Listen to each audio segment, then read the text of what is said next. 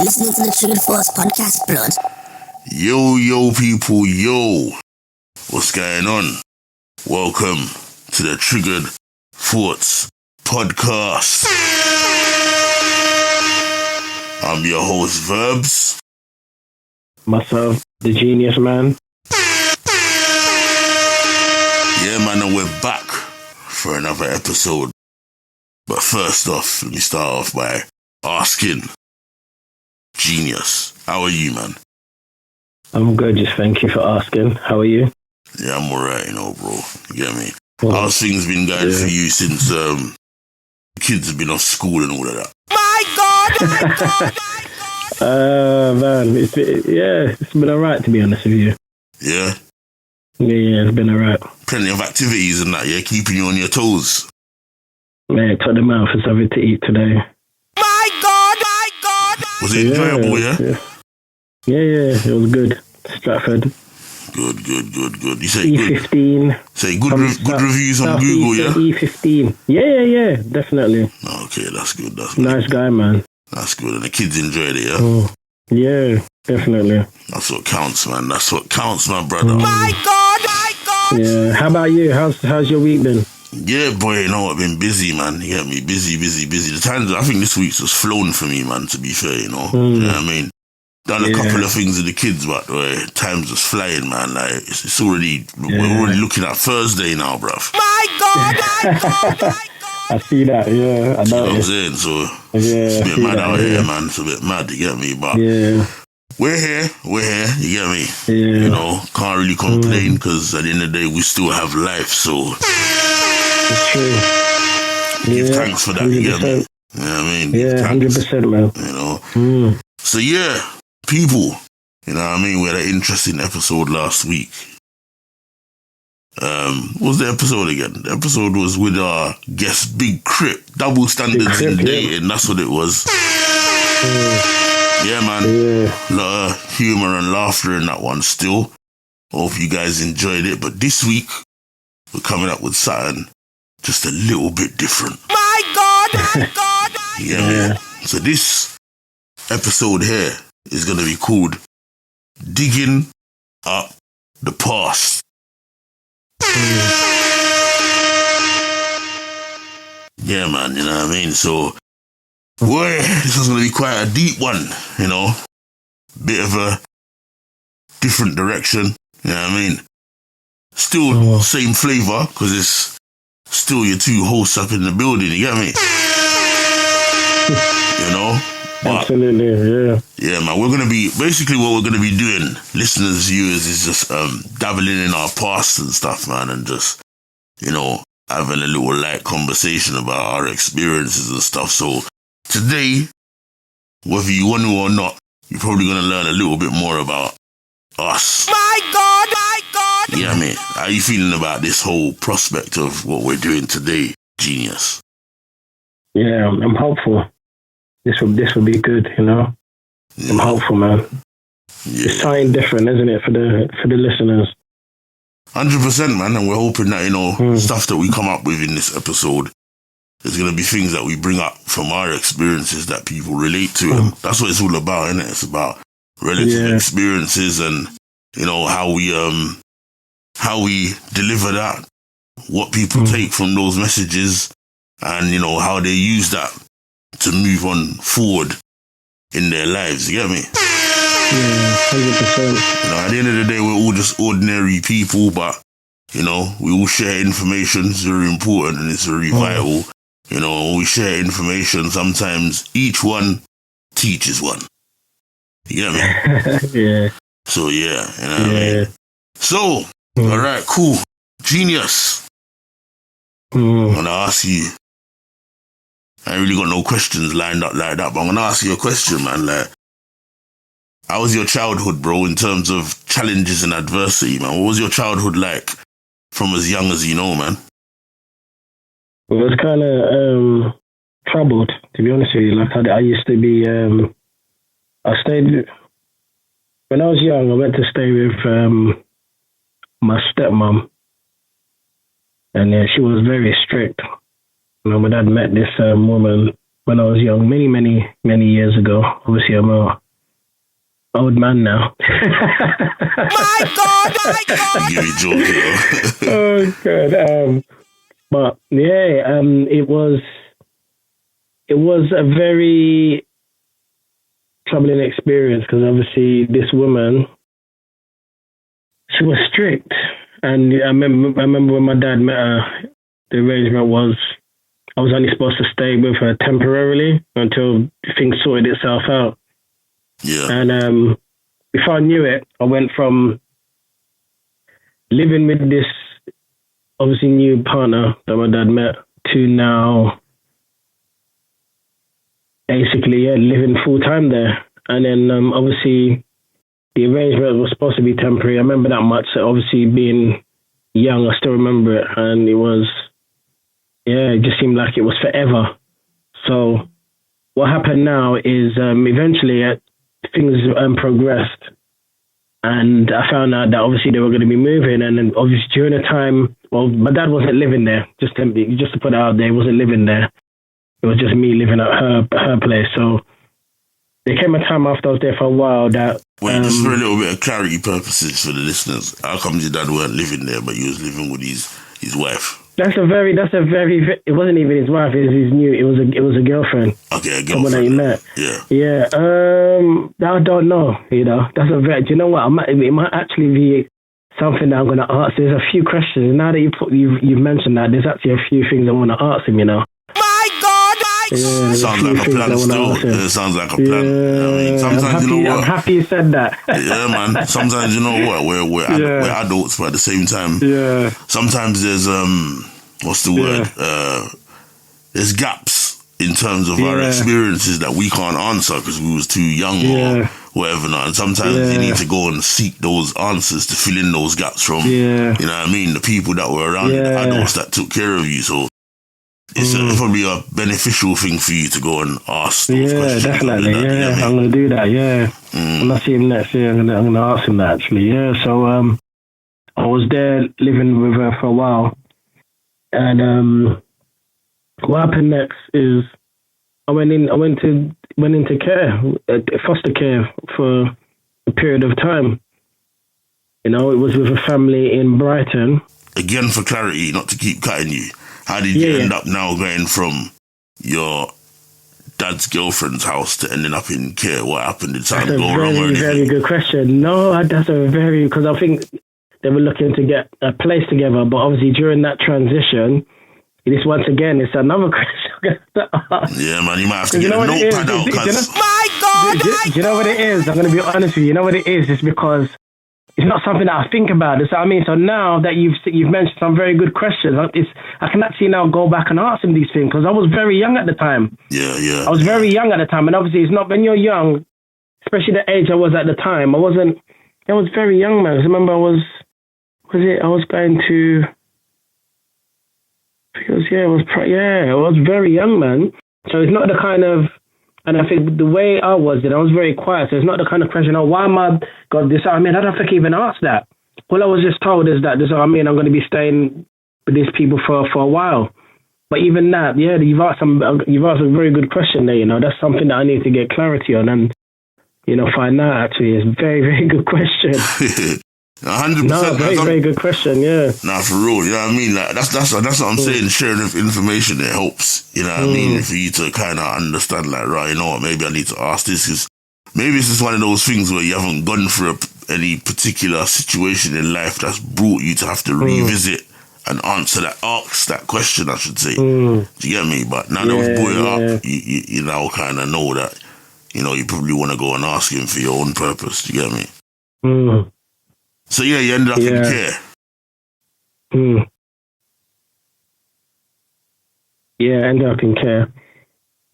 And it was with a white family. Okay. There were two young boys around my age.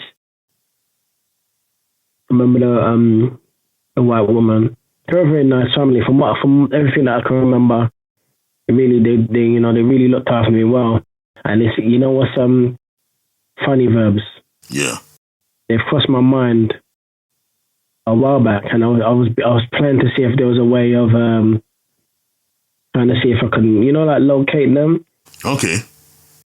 But the thing is, I don't even know. Obviously, the age I am now, I don't even know if they even. If obviously the boys are probably going to be it, but I don't even know if the mum is, because obviously now it's such a long time. They're probably going to be like, yeah. How old? Do you know roughly how old the parents were that looked after you? I'd say probably in their 30s. There's a chance they could be here still, but they're probably just elderly, innit? Yeah, it's a good point. But at the same time, you do know that,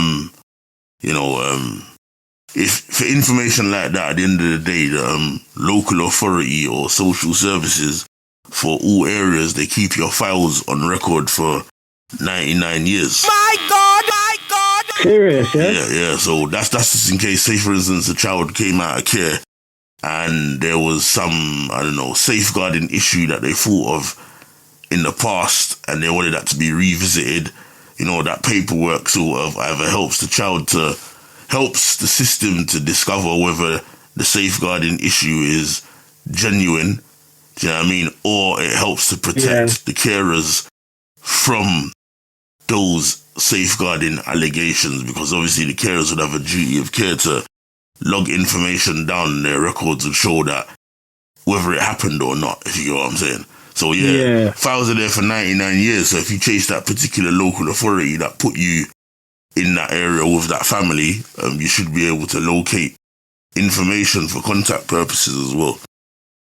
I don't even know. And the thing is, I'm not even going to remember. I don't even know. All I know was I was staying in a place in Brighton. That's all I can remember. Do you know what local authority you was under? Do you know what borough social services he was under? But that's the thing. I don't even think it was social services. I actually just think it was some sort of arrangement that my dad did. And privately, like somebody you knew personally or something? No, I don't know how they. This is something I need to ask still. Because all I remember is. You need to know these things, cuz I'm not gonna lie. Yeah, because you know what it is. All I remember is getting in. This is what I can remember. All I remember, is some stuff being packed. I went into this Granada. It was a Granada. Do you remember you remember them cars called Granada? Yeah, the Ford Granadas. I remember them. Yeah, I remember it was that. Like the bigger version of the Ford Sierra. Yeah, I remember. Yeah, I remember it was a white car, and I got in that cab, and I was taken all the way from where I lived all the way to Brighton. And them cabs, what I can remember, it had, at the top. Yeah. Those I can't remember. Some cars have on there. I don't even know what it's called. Was that a roof rack? It wasn't a roof rack. It was like, I don't know if it was the company. Some cars back then, they have like the little... you know what I'm talking about? The signage thing, innit? Yeah, that's it. Yeah, it looks like a fin. Yeah, that's it. Yeah, I know you're talking. Yeah, one of them, man. So, I was taken all the way from... I was all the way to Brighton. I remember it was just different. Was you transported there by yourself? I went in, I was taken there all by myself, yeah. Yeah, that sounds a bit mad still. I don't know, man. Yeah. You should have been ideally, you should have been transported by a social worker or something. And was there any, when you got to the family's house, was there any professional there to meet you, or you just went straight to the family? No, just straight to the family. So the thing is, I don't know if it was nothing, from my understanding, it was nothing to do with social services, because it wasn't like that. It was just, because at some point, obviously, I came back to live with my dad, but by then they'd bought a new house, you know what I mean? So I didn't go back to where I was staying at the time in Woolwich. I went to go and live in Charlton now, you know what I mean? Yeah, that arrangement sounds a bit mad. I don't know if that was an authentic social services movement still, to be fair. I don't even know if it was. Could people do what it's called, like, not nanny, I can't remember, but it was obviously it was temporary, because I went back to go and live, you know what I mean? Yeah. With my dad, innit? So I don't think it was nothing to do with social services, I'm going to be honest with you. So now you've said that, I might have to, I'll probe more, innit? You had stuff like that back in the day, in the, was it in like the 50s and 60s when the Windrush people came from the West Indies? And you had that sort of setup, and they called it farming. Did you ever hear of that? No, Alright, so farming was like where they had British citizens, so white British people, obviously that are established in the UK and stuff like that. you'd have West Indians or Africans coming from wherever to come to the UK. And because their family setup wasn't set up the way they wanted it yet, so the man might come first with the kids and he wants to send for the wife, but he's got to work hard. Yes, I remember that. And put the money down. What he would do is he'd give his children to those white families and they'd take care of them and he'd pay them to take care of them, if you get what I'm saying. And then when he was ready, he could come back and get his kids back. But that was like a... Yeah, so I don't know whether it was similar to what you was going through there. I don't know. My God, my God. Yeah, that's mad. That mate, I remember that. Didn't know you said it like that. Yeah, that's old too. I remember that. Yeah, mate. So maybe that's a possibility. I didn't know that farming would have lasted that long. If that is what you went through, right, it might be worth researching and looking into, because, you know what I mean? Yeah, man. You know, 100%. But yeah, I was there. I went to school down there. Remember back then, I used to get take packed lunch to school. Back then, they used to have those the lunch boxes. Used to have like, I remember I had one of the Ewoks. You remember Ewoks, the cartoon? Yeah, I remember from Star Wars. Yeah, that's it. Yeah, I had one of them. Back then, they used to have the lunch boxes which were animated, so you could have the different cartoons.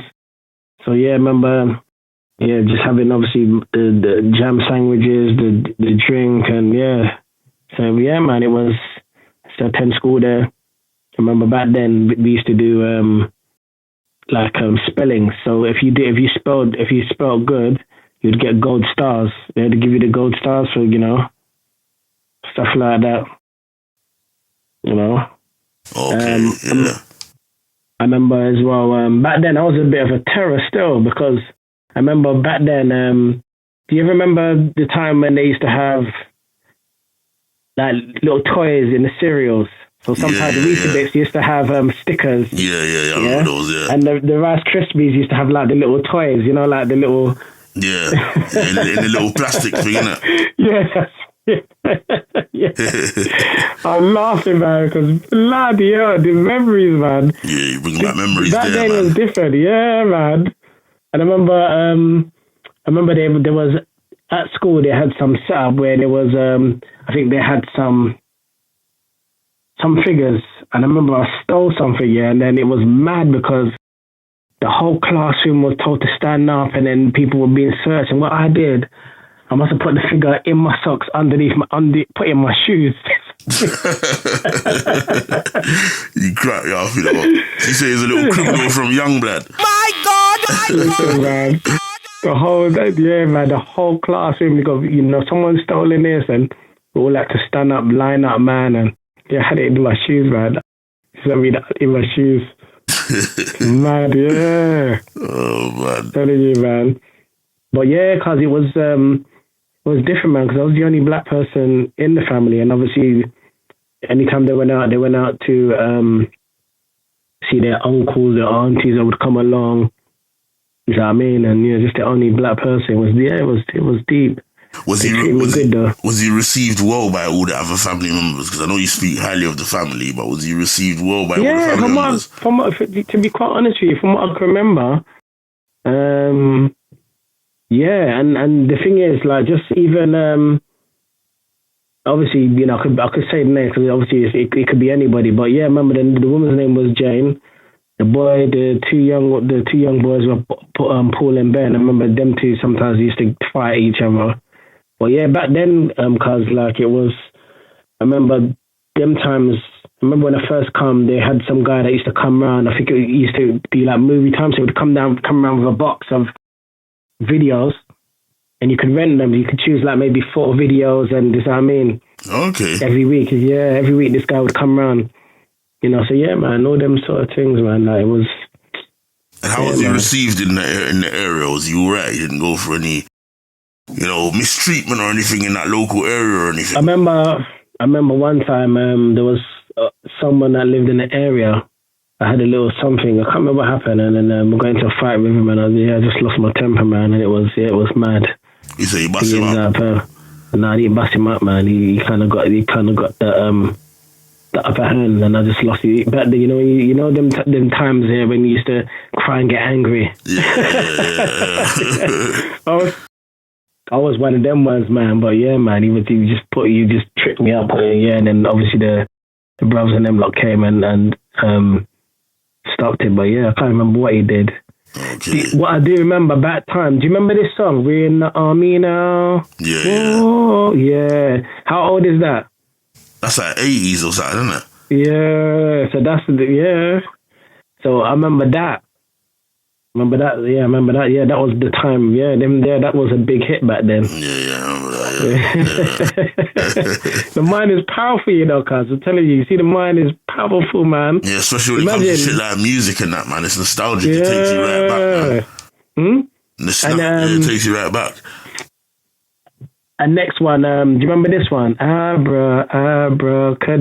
Yeah, I remember that song, yeah. Yeah. I want to reach out and grab you. Yeah, that's it, yeah. It's deep. And I remember I was a child then, you know, and I can remember all these, I was a child, man. Yeah, man. And I can still remember that from back then. Yeah, man. Sure. But, you know, other than that, because, yeah, to be honest, I don't have any bad memories being in care. Like, obviously, at the time, you know, it was good memories, you know. So what about going back? Because I know you went back in it. Like, how long did you stay with that family for? Yeah, I know it was for a while. But obviously I came back, and obviously when I came back, I went to go to a school in Charlton, and it was Charlton Manor. So obviously it was still like in my prime time. You see what I mean? Was that primary school, yeah? Yeah, okay. Yeah, primary school. And how was that when you came back? I was troubled. I was troubled. I was a troublesome man. Came back, my stepmom was strict. One thing I'll give her, though, you know, one thing I won't take from her is that, you know, when it came to the education and stuff, the writing and that, I'll give her that. I'm not going to, that's one thing me, I'll give the Jews. But yeah, she was friggin' strict, man. She was strict, man. I was scared of this woman, man. Strict. So when you say Trust scared, me, what made you scared of her, man? Because what it is, for the Nigerians, if you know how your parents are when it comes to education, the Nigerians did not play about, man. And mate, she was just on it, man. The Nigerians don't play games when it comes to education, especially them times there. Do you know what I mean? Yeah, man. I wasn't allowed out. I was obviously allowed in the garden. What was classed as a treat to me was going to family, you know, going out to the family's house, you know, like we'd be like, yeah, told we're going out. So we were going to like the aunties or this, I mean, but I was only allowed to go and get the news of the world and the bloomer. My God. So you set on them chores. Yeah. And then I remember anytime she used to want anything, she would use crutches and go like this on the floor. So I'll be downstairs and then she'll use her crutches and just hit the floor. And then I'd have to come up. Sounds like a fucking scene from The Colour Purple, bruv. But everything I'll tell you there is all true, because it was mad. I felt like a slave, I'm not going to lie to you. You know what I mean? Yeah, I'll just get this, get my hot water bottle. You know what I mean? It was mad. It was mad, man. You'll have to bleep that. Sorry. No, it's cool. Yeah, it was mad, man. Honestly, like I wasn't happy, man. Like, even I remember when my dad told me that he was, you know, he was going to get married, and because I cried, man. True. You see, yeah, because I knew. Obviously, I was young. But something in me meant that obviously if he's getting married, I knew, don't ask me how, but I knew that this meant that this person's going to be in my life forever. Does that what I mean? Yeah. So I wasn't happy, man. Does that what I mean? I was crying, man. So you didn't like the woman then? That's what basically that means, I'm guessing. No, man. Like she was strict, man. Yeah, she's the mate. You didn't like her just because she was strict, or was there anything else going on? No, man, I used to get hit with the metal crutches, man, because I remember one time... All right, now you're getting spicy, that's what I'm saying, man. You've been withholding, bro. My God! Yeah, man. Go on. This guy, you know. Yeah, one time what happened is there was a period of time where I remember she had a car accident in Kidbrook, and the accident was bad. She fractured her pelvis. Oh wow. And she ended up going to hospital. And I'm just putting this out there, people. Like, obviously, one thing with me, like, I'm not gonna lie. When she was in hospital for a while, and I was kind of just happy to just, it was, like, we'll go see her in hospital, but yeah, from that period of time, yeah, I was kind of free. I'm not gonna lie, like, I don't want to put it out there, like, but I was happy that I was, you know what I mean? What do you mean you don't want to put it out there, like, you know what? I don't, obviously not wishing. You don't need to consider people's feelings, man. If you're saying, wait. I'm saying, if you're saying that person made you feel a certain way as a child, that's not your fault. Do you get me? At the end of the day, like, they dealt with you a certain way. Maybe it might not have been a personal thing. It was just the way that they know, but at the same time, it wasn't suitable for you. So if they ended up in an accident like what you're saying, and you're saying that you felt a sense of joy, you felt a sense of freedom and happiness, there's nothing wrong with you saying that, man. You don't need to, over-explain and make people feel like, you basically going on like what you're saying is bad. It's not bad, bro. My God! No, sometimes, yeah. So, yeah, she was not at the house, so it was just different, I felt free, and I was going to people's, going to stay at my dad's friends. It was different, man. That's what I mean. It was different. She came back, and yeah, it was mad. It was mad. You know what happened? I remember one time. Yeah, listen to this a bit. Sorry, I remember man, one time. I don't mean to laugh, man. Laugh. No, that's cool. Sorry. No, man. I hear what you say, because obviously you know that. When I told you that obviously she was back, you know exactly what I was like. Yeah, cool. You know what I mean?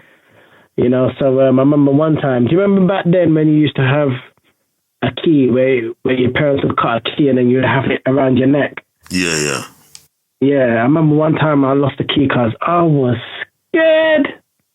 Yeah. I was terrified, man. Oh my days. I was trying to find it in the place. I was looking. Let me guess. When you get things wrong or you make mistakes with your dad's ex-partner or partner at the time, whatever, yeah, you knew that I'm guessing you knew that a beating or something, some kind of punishment was coming. Yeah, man.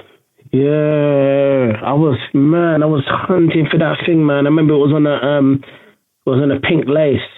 I used to always have it over my neck, man. And I was like, I was searching for it on the playground. I was looking for it. Oh, I was terrified, man. I can't remember where was it? I can't remember if I found it. Was in, where was it? I can't remember. I think I found it in the garden. Yeah, man, I was terrified, man. It was mad. Also, during that period of time in my childhood, I was very disruptive in school. My school reports were bad. Oh, is it? I was put in. I thought you was a super goody two shoes, cuz. No. It's kind of surprising to me still. Go on. Yeah, it was bad. Disruptive. The same thing. Easily distracting the children. I was behaving like Batman, and I was out of control. And what they would do, I think every Thursday I would go to like this with other people, this class where you'd play chess, and it was kind of like fun. Yeah. But it was for those kids that were naughty or disruptive, or just what I mean. I remember it was parents' evening. I was fretting, man, and I just made sure I was in bed. When they went, I was sleeping, mate. Just to let you know. You joke. They didn't take you with them to parents' evening, no? No, man. I stayed. Yeah, man. I think who was the name? Miss Gardner was one of the teachers, man. And I remember my dad come back, man, and he said, "Yeah, I see the teacher with the glasses, and she's telling me, you're disruptive, and you go about like Batman." And I was, yeah, man, it was. I laugh now, man, but boy, listen, man. What I happened, was man? What in happened? my bed. No, just obviously, I mean, my stepmom was strict, man. So, does I mean, I can't remember what that part there. All I know is I was in bed, but I couldn't even remember the rest of it. But yeah, even certain time, I remember they used to have friends around, and I remember one particular time, man, I had to stay in my room and do the maths, man. I was struggling with this maths. Man, and I weren't allowed to come down. So I must have the friends. My dad's friend had a daughter and two sons, and she came up and I said, "Oh, what's the answer? Can you help me? What's the answer for this?" Can you tell me that? And then she was giving me the answers, man. That's what I mean. But yeah, man, it was. Yeah, I tell you, cuz man, just thinking back, man, it was horrific. But yeah, it was. I went through a lot, man. With the crutches situation, I did something, yeah, and she hit me with the crutches across my leg, man. I got 2 hits with the metal crutches, you know what I mean? Because when she had come out of hospitals, yeah, she had 2 crutches. So she was, you know what I mean? She was on those crutches for a while. So where was your dad, man, in all of this? He was working. Working where? Did you see him? Did he come home? He used to work late. So I remember he used to work for a company called Turner's, 24-hour maintenance. Turner's, back then, I don't know if you ever heard of Turner's, used to have loads of them. It was a big company. They had loads of different vans, the small. Do you remember the Rascals? Yeah. Yeah, the Rascals. And yeah, man, it was, one day he was at work, man. You know what happened? I'll tell you one thing, because obviously I don't want this to drag out, because obviously there's other stuff that we need to talk about. It got to a time, yeah, Verbs, that I just had enough, man. There was something in me, yeah, that just rose up, and I just said, I want to go and live with my mum. Yeah. Yeah, it's like, I can't even explain it. Like, I just heard it, yeah, like, you know, like, but I was so fed up that I just got this courage, yeah, like, it was there, all of a sudden it just came out, I want to go and live with my mum. That's what I said.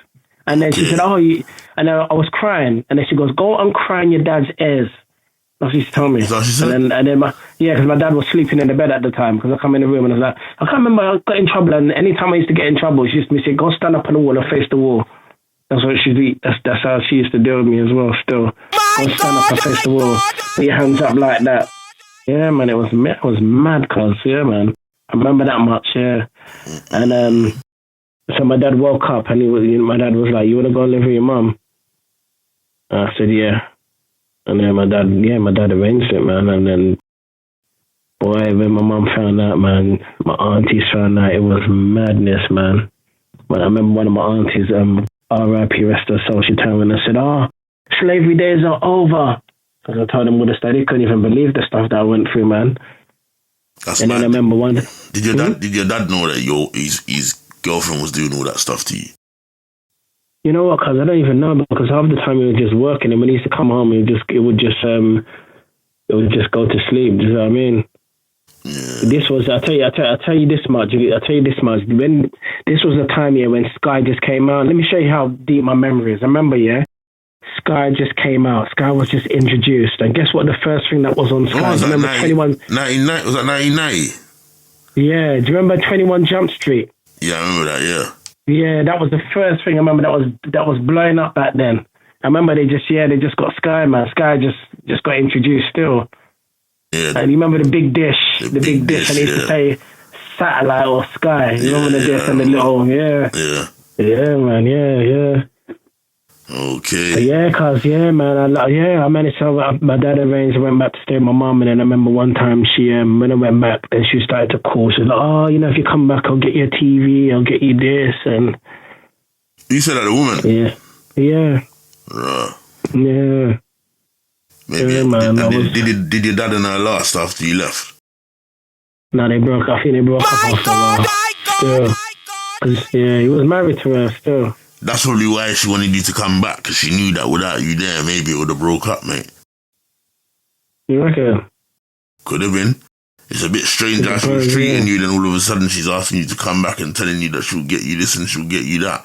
And then they broke up shortly afterwards, didn't it? Don't you think that's ironic? My God, yeah. my God, my God. Yeah, man. Oh man. So did life improve? Did life improve for you after you went back to your mum's? Yeah, man. I just felt free. I was troubled, man. I was proper troubled, and you know what I mean. It just was nice to be able to have freedom, and you know what I mean, man. I was a mess, man. I was a mess. You know what I mean? Like I wasn't in a good way, man. Because obviously I was unhappy for a period of time, and I think obviously my dad saw that I was unhappy, so he said, "Yeah, I'll arrange for it." Yeah. So I mean, yeah, man. And how was your relationship with your mum, obviously, when you went back there and stuff? Yeah, it was good. She was happy to have me back. You know what I mean? And obviously, I think my dad at the time obviously explained what had happened. Like just obviously I was away to come back and live with, and yeah, he arranged it. You know what I mean? He honoured, respect him for that. He honoured that. You know what I mean? Yeah. I couldn't deal with that. The simple fact that, mind you, I remember I'm scared of this woman, but the simple fact that I was able to just, you know what I mean, pluck up that courage, that's a big thing, Yeah, of course. Remember this woman was, you know what I mean? This woman, and I remember when I said it, I was crying as well. So obviously, there was a bit of anger. And then when I was crying, she goes, "Go and cry in your dad's ears." And then I slowly walked over to the bed. I want to go live with my mum. You know what I mean? Yeah.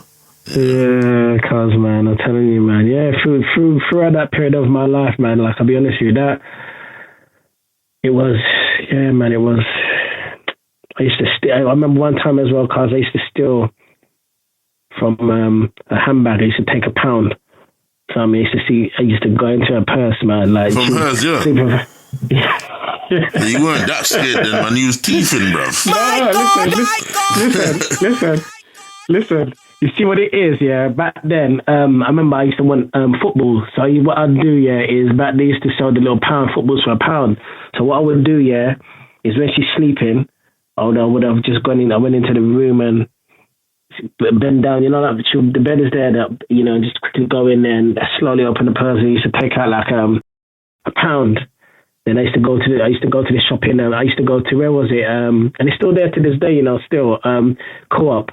I used to buy £1. I used to buy a football and then take it to school. Back then in school, you could normally, they allowed you to leave the ball in the little place where you could put the ball in. So yeah, man, all that. Yeah, man. I said he was scared, but he's stealing, bro. That's mad. Yeah, man. Yeah, cuz I used to steal in the shops, bubble gums and stuff like that. I remember one time I got banned from the shop in Charlton.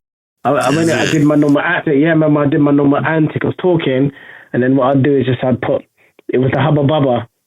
And she goes, "Oh, I saw that. You're banned from this shop." I was like, shit, how am I going to ever go back? I was like, I'm going to have to go somewhere else to get the pay.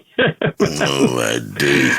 So did your little petty theft crimes develop into anything bigger? No, because remember back then, yeah, I was a child back then that I didn't get anything. Obviously, I got food and clothes and stuff like that, but in terms of anything else, no, it wasn't like that. So I mean, it was just, yeah, man, it wasn't like that at all. Nah, yeah, that's But yeah, that was my childhood in care. Yeah, when I went back to live with my mum, it was a nice time. Like it was a good period of time in my life, because obviously, all I went through, from that young age, living with my stepmom, and then obviously now being free and being able to, have computer games and have freedom and not be scared and to be able to, go out and play outside. I wasn't allowed to do all these things, man. I was only allowed to play in the garden. So things like having friends around, couldn't have friends around. None of these things I experienced. No one coming over to the house, not going out playing. None of these stuff, man. Wasn't allowed, man. Yeah. That's what I mean. So then, with everything that you've been through, how do you feel that led into your experiences of building relationships with girls and females? My God! To be quite honest with you, because remember, this was in my childhood, isn't it? So, and obviously, even with the situation, I don't think it didn't impact me, to be honest with you. I just feel that everything has an impact. I think I had what is called nerves, because there was a time, I think my mum used to pick up on it. I used to just do this, play with my fingers and pick my skin. So I know I had bad nerves. I had bad nerves. I remember one time I had some. I don't even think I've got it no more, but I had something on my thumb, and I remember the stepmom said I had a disabled finger. My God! My God! My God. That's mad still. And obviously at the time, when people saw it, they said, "That's your finger's not disabled, man." It was just, you know what I mean? It was just, cause it was, oh man. And she sounded like traumatized you, mate. But yeah, go on. Yeah, but yeah, I'd say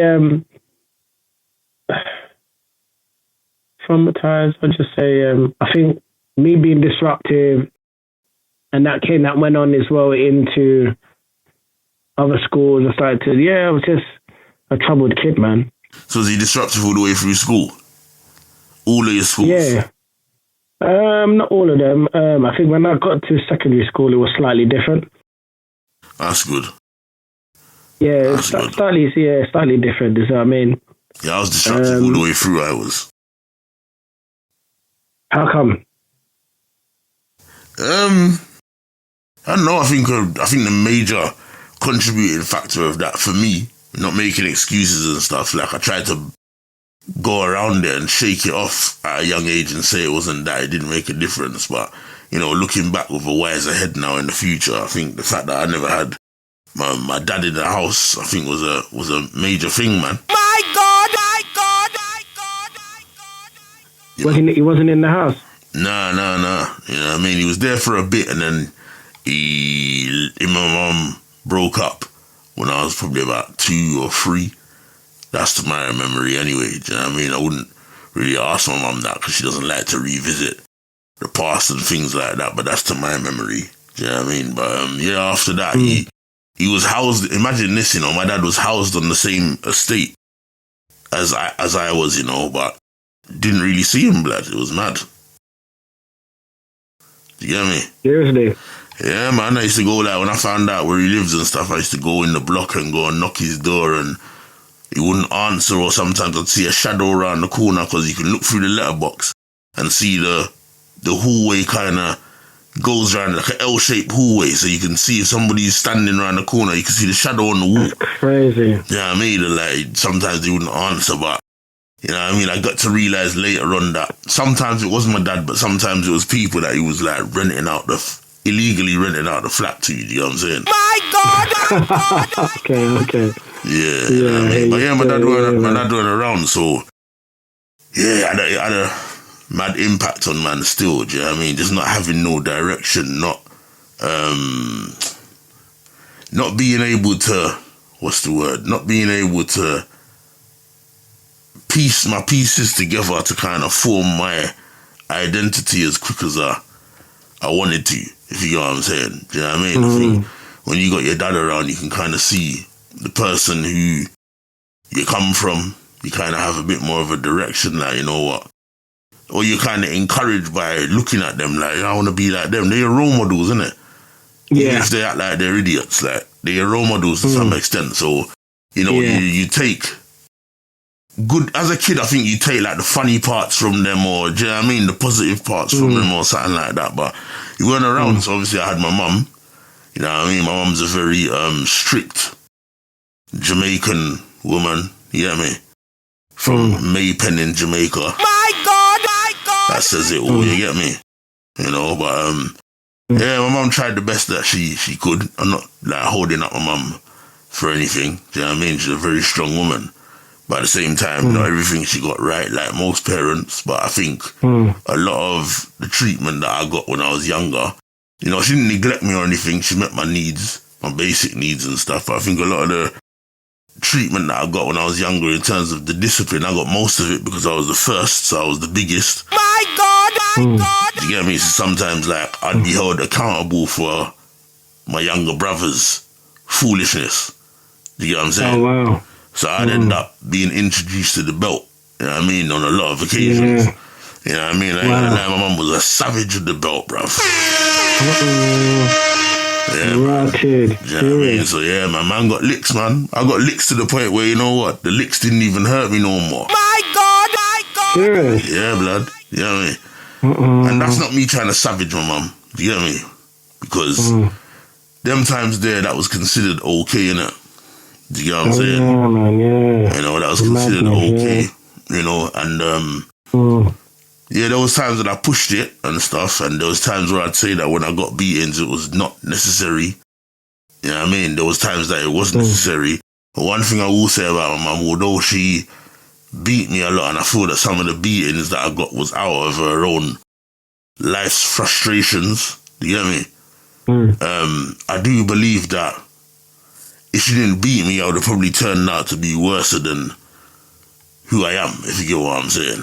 Yeah, I understand, yeah. Yeah, it put me in a position where, you know what, I always thought, like, if I'm gonna take the opportunity to do that, and that's bad, what's the outcome gonna be? And that stopped me, that level of fear stopped me from going there, if you get what I'm saying. Yeah. Do you know what I mean? Whereas my brother now, he was younger, he didn't get the treatment that I got so much. So that level of fear between him and my mum wasn't really there as much. So he was the type of kid that would see something that he shouldn't be doing and go and get involved in it because he didn't really fear the consequences. Do you know what I'm saying? Yeah. Yeah, so obviously he ended up having his own life experiences, you know, in terms of criminal activity and so on and so forth, and the repercussions of that, which I ain't gonna go into details. I respect for him, but at the end of the day, like, you know, I did some bad stuff, but I just knew kind of when to stop. Don't make it go too far. Do you know what I mean? And, you know, at the end of the day, that was part of parcel. Like, I think if I had my dad around, I don't think I would have indulged or experienced or chose to get involved with certain things so much. Do you know what I mean? You know? And, yeah, like, I don't know, man. I think my dad not being around kind of made me struggle with manning up. Do you know what I mean? So going to a boy... Yeah, man. I think going to a boys' school, an all-boys school I went to, like, there was a lot of fights and a lot of beef and this and that going on in school and stuff like that. And I spent the first few years in my school, like, being a victim, like, I ain't even gonna lie. You know what I mean? Serious, yeah? Yeah, but at the hands of the same kid, you know what I mean? But yeah, I was a victim until like one day I had enough, bruv. Do you know what I mean? And somebody else tried it with me and yeah, I basically fucked him up. You know what I mean? Wow. Yeah, it gave me a little bit of confidence. You know what I mean? I started walking with my chest broadened out a little bit more.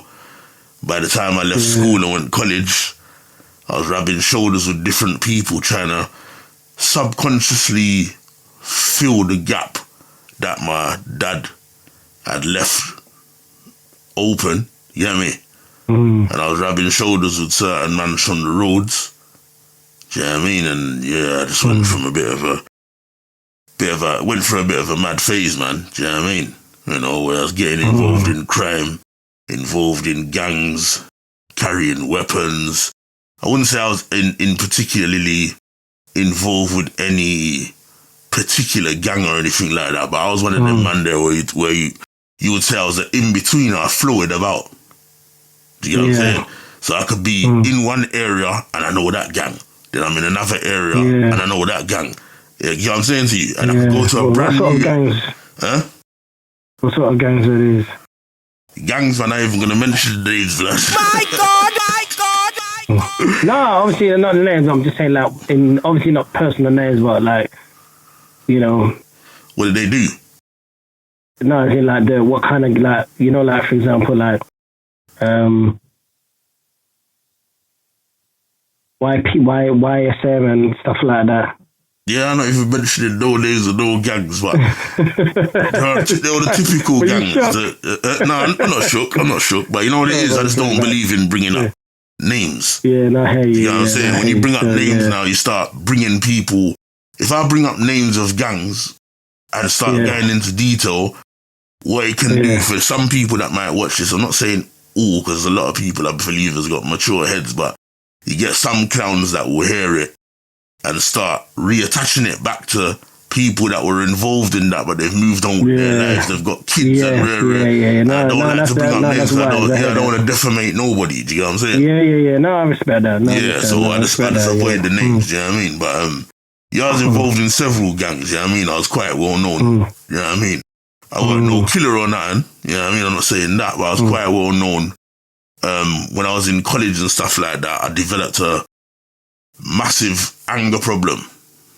Do you get what I'm saying? Yeah, where I was just fighting all the time. And I think I grew up in the era in the 90s of experiencing a lot of racism as well. Do you get me? Where groups of white men from football hooligan gangs would like see me when I was really young, you know, I'm talking 10 years old, jump out of a transit van with axes and stuff and call man. Yeah, that's mad. Nigger, coon, and try to chop man.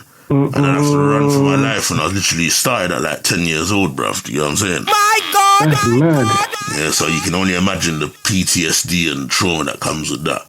Do you know what I mean? And then again, not having no dad to go and talk to about that experience was a bit mad. I had to figure it out for myself.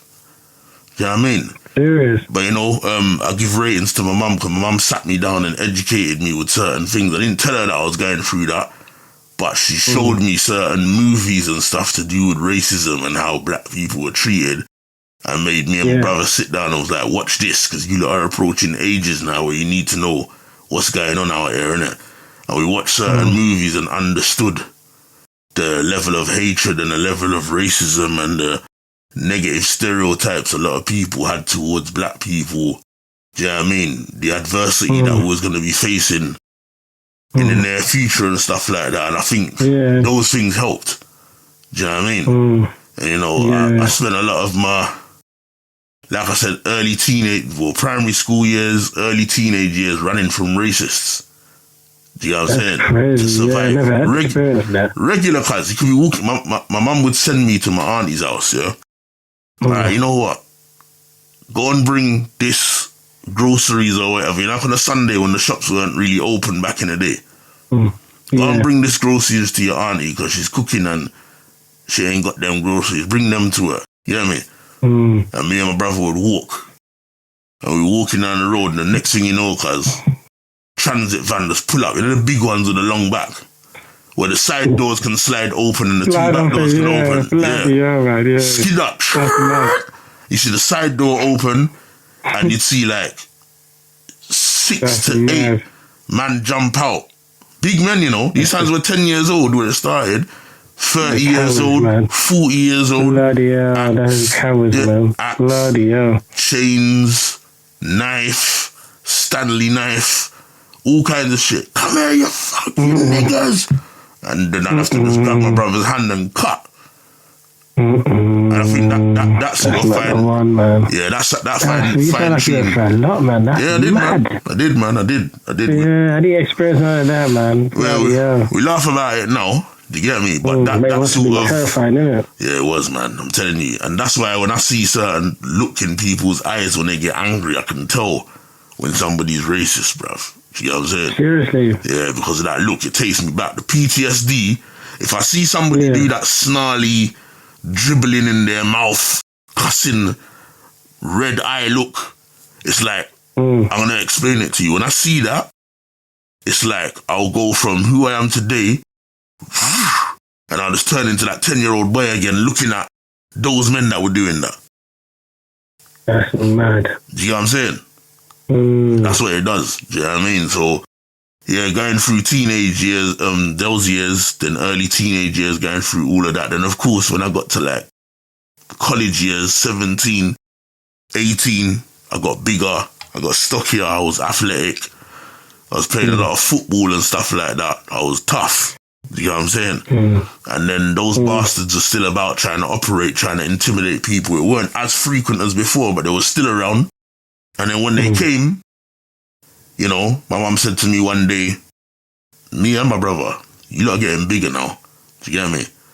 Like, you ain't got, your dad's not here. It's just me raising you. I've showed you what it is. Yeah? You lot are getting bigger now. These racists that are out there, you lot are a size where I consider you lot men.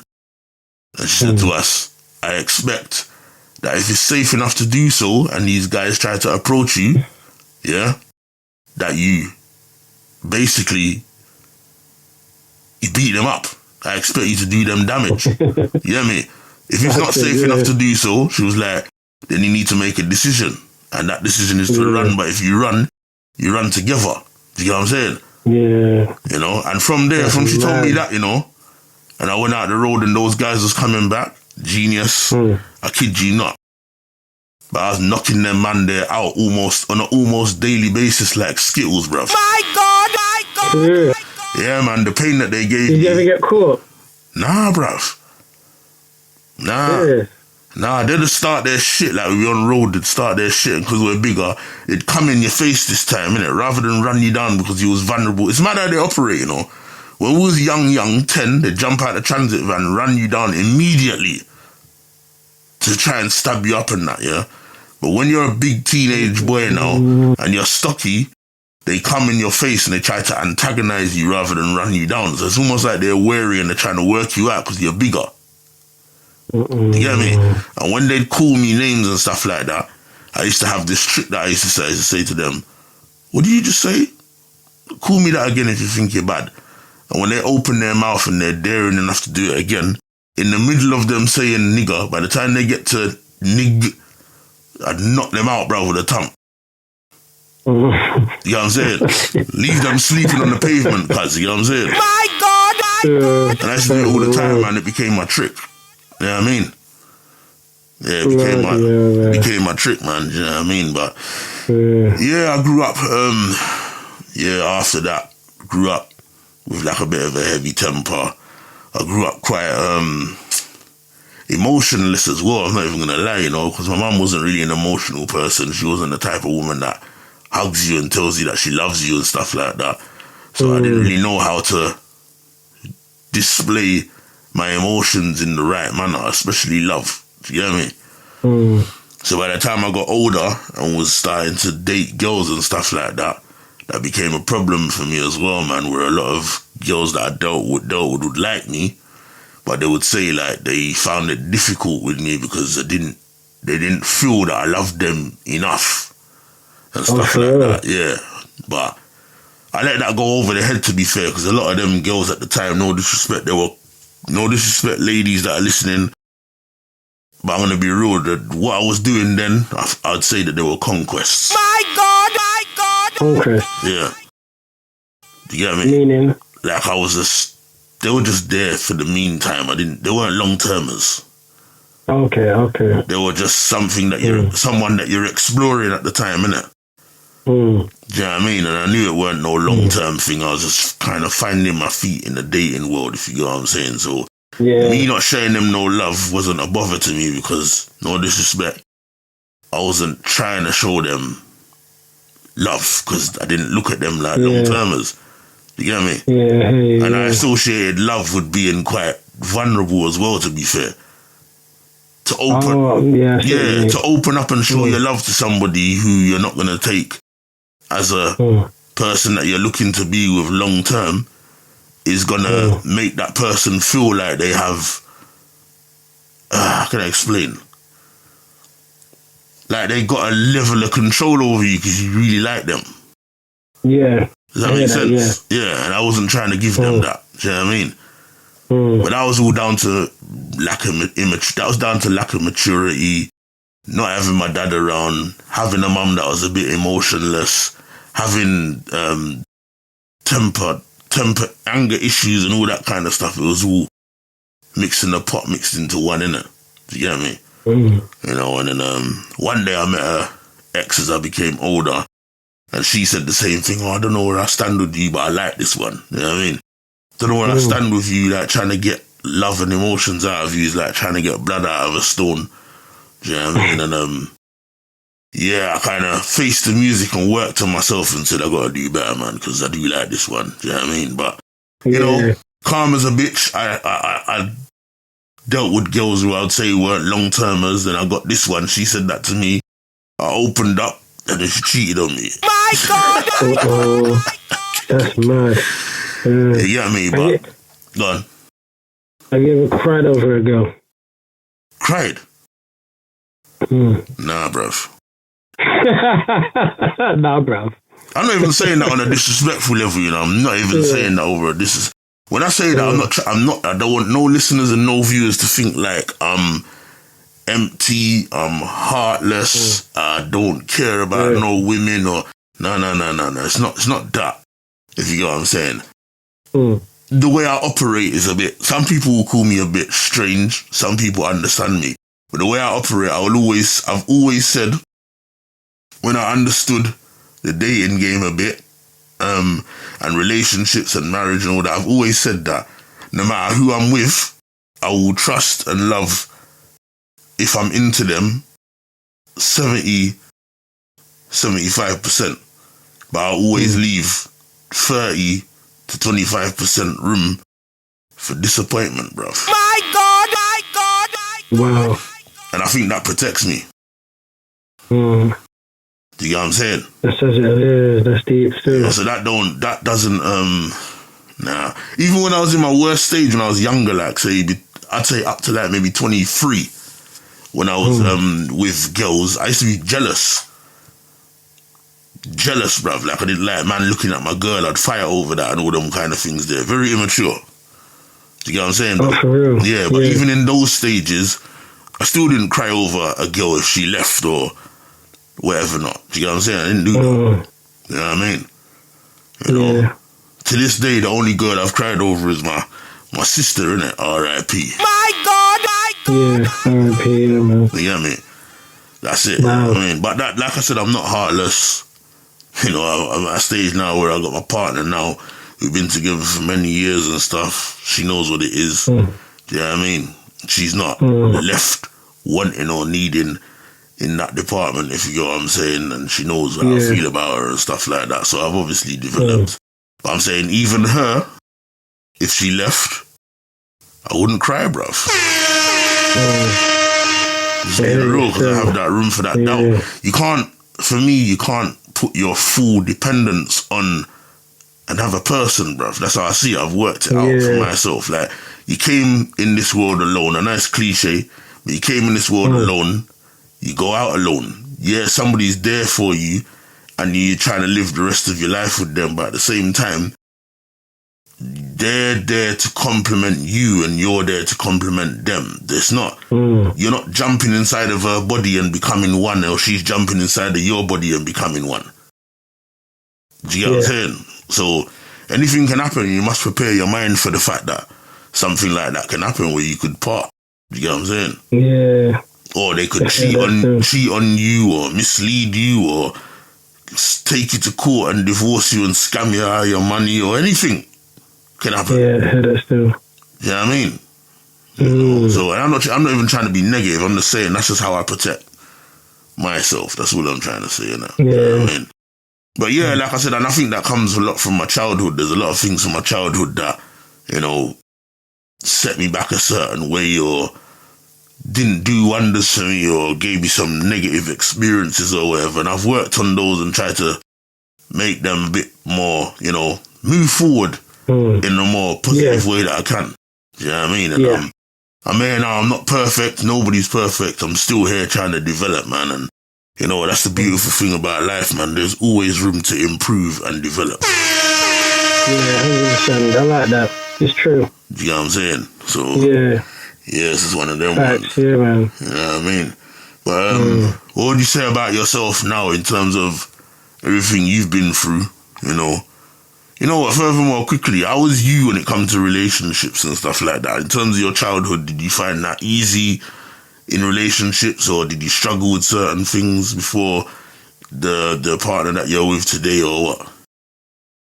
To be quite honest with you, obviously I had a past, and I think insecurity played a part of obviously where I was sleeping around, you know. So yeah, I think you know, you mentioned something about trauma, maybe, but that would have been probably the trauma as well. Yeah.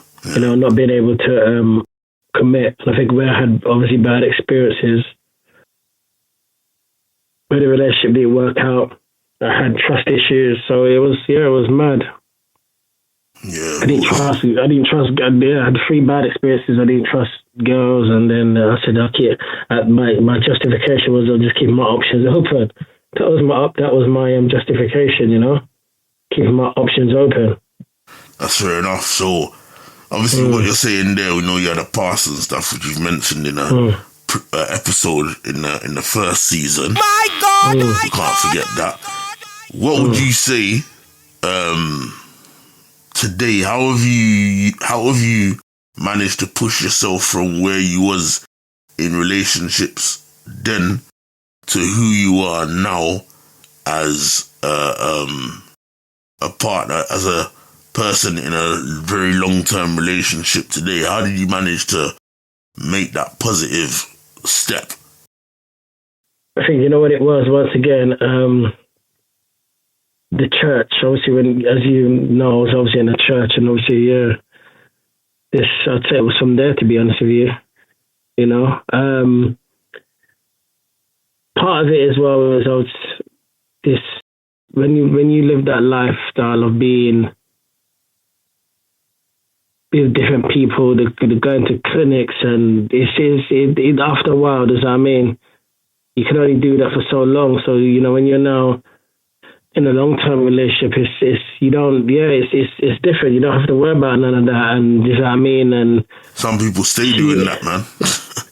Yeah, now you have people at age now, so it's like this trying to play this playing being the man, and you know, being, you know, a Mac Daddy is you end up with some life changing diseases. You know what I mean? Yeah, permanent ones. Yeah. You know what I mean? So, you know, he's obviously got 2 beautiful children. You know, and you know, obviously, you know, I've got stepbrothers, I've got stepsisters, so just, I mean, I just didn't want to really, you know, like just be that person that's got loads of baby mums, you know what I mean? They want to be, so I just wanted to just, you know, just settle down and just be, you know, with just one woman, and it materialized, you know. Worst case scenario, I could have ended up being, like many people out there, and obviously I'm not disrespecting anyone, but yeah, I've got friends that have got 3 baby mothers, and you know what I mean, it's mad. 100%. See what they go through, man. You know, the baby mum don't want the child to be. It's crazy, man. It's a headache. I don't think I'd be able to cope. I'm being honest with you, you know. Well, at least you know who you are, man. Yeah, you know. So yeah, man, there's a lot of benefits. So yeah, that was it, man. You know. Yeah. I would say for me, making that transition from who I was when I was having multiple partners and not really committing to nobody, and being quite an emotionless person and not knowing how to love and stuff like that. I would say my inspiration that put me where I am today, where I'm in a long-term relationship, you know what I mean, and a father and stuff like that, I would say my dad. No disrespect to him, because we've got a good relationship, you know what I mean, but what I will say is my dad, when I was younger, wasn't a very committed man at all, and he's got loads of kids all over the place, loads, you know what I mean, and my dad is one of them guys as well. I think because he's made so much kids, it's like whichever kid he's made most recently, he's taking care of or financing, but all the rest that came before that kid, like, don't get nothing no more. His pockets can't stretch with how much kids he's making, innit? That's the pattern that I've made from my observation, yeah? I see my dad have multiple partners, take me to houses where there's loads of kids in there and they're all his. I've never met them before, and he's like, yo, that's it. Yeah, I've been through that a few times with him. I've had my phone ring and it's different people. Oh, are you blah, blah? And I'm like, yeah. Oh, yeah. Dad gave me a number because he said that, you know, I've got an older brother, and I used to speak to them for a bit, but I think by the time I got to the third person that made that phone call, when the fourth one rang me and tried to come with that, I was like, look, man, stop. I'm not even going to lie. I'm not interested, man. If my pops can't introduce you to me in the flesh and bring us together, I don't really give a fuck about these phone calls, mate. My God! I ain't taking on nobody else's no telephone brother or sister, you know what I'm saying? Yeah. But because of the way that he operated, and I observed it, I always said to myself, I realised, Genius, that how I was operating, I didn't realise at the time, but I sat down and I broke it down. How I was operating was just like my dad. Serious, yeah? At least you're honest, and I said, yeah, you can, you know. Yeah, obviously without the kids part, but the womanizing ways. It was just like my dad, and I said to myself, and I probably said this to I know I said this to myself around about between 17 and 19. I said to myself, you know what? When you become a dad, or before you become a dad, you need to make sure that you straighten out certain things, because you can't be having children and moving reckless and being a womanizer, and then your children experience what you experienced as a child. My Yeah. God, It's true. You know what I'm saying? And I said, It's true, yeah. what you need to do is sort yourself out, clear your path before you become a father. Yeah. No, I like that. And recognizing who my dad was, what I say to my friends is, my dad gave me the perfect manuscript as to how to be a man. Shall I tell you what it is? Go on. Do the opposite of what he does. Go on. No, I hear that still. That's how I learned to be a man, bruv. That's how I improved, you get me? So, I like that. You know. I like that. But yeah, man, I feel like we're going to bring this to a close, man, because I think we got deep and there could have been so much more things to cover. What do you think? Yeah, I think, to be quite honest with you, yeah, I think there needs to be a part 2 on this, because I was going to say that to you, earlier, yeah. 100%. Definitely need to, part 2. I agree. I agree. You know, yeah.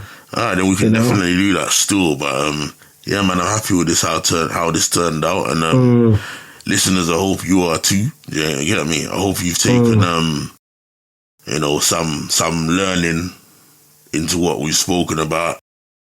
Obviously, if you can relate to certain things that we've been through or whatever not, do you know what I mean? That's a good thing. Yeah. You know, one sec. Yeah, that's a good thing.